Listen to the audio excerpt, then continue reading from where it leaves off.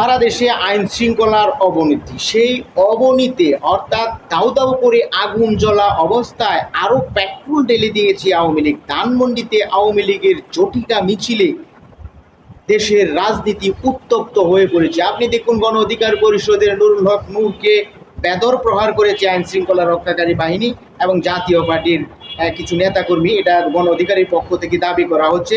ভারতে বসে শেখ হাসিনা এসালম গ্রুপের একটি বৈঠক, দেশের নির্বাচন ব্যবস্থা ভঙ্গ করা এবং আপনার দেখুন দেশের ভিতরে আওয়ামী লীগের নেতাকর্মীরা সক্রিয়ভাবে যে কোনো সময় রাজপথে নেমে আসবে এবং বর্তমান জুলাই অভ্যুত্থানের শক্তি রাজনৈতিক দলগুলা তাদের জন্য অশনি সংকেত নিয়ে এসেছে। ধানমন্ডির এলাকায় যে আওয়ামী লীগের জটিকা মিছিল হয়েছে, এই জুলাই অভ্যুত্থানে বিশেষ করে বর্তমানে যে রাজনৈতিক দলগুলা সক্রিয়, তাদের বুকে কিছুটা হলেও কাঁপন ধরাতে সক্ষম হয়েছে।